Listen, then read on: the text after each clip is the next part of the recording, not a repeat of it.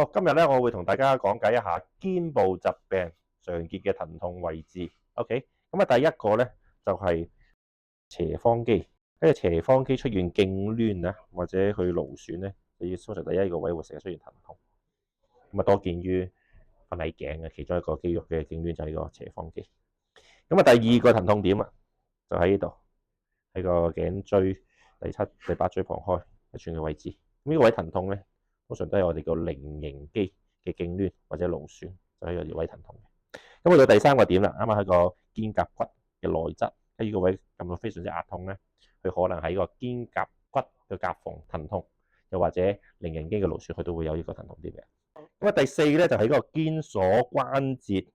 嘅勞損或者脫位咧，就喺啱啱喺肩峰呢個位咧就會出現疼痛㗎。OK，到第五啦，第五呢個位咧就喺個肩，啱啱喺嗰個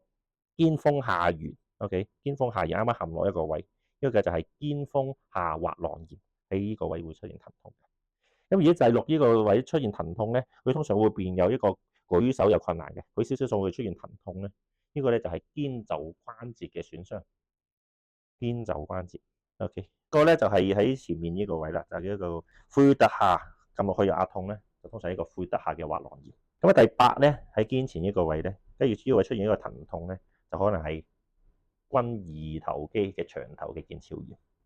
去到最後一個啦，就第九呢個位啊，我哋咧把隻手咧擺喺後面有困難嘅，又或者佢擺搭佢前面都有好大嘅牽連感咧，呢個可能就係我哋常見嘅肩周炎。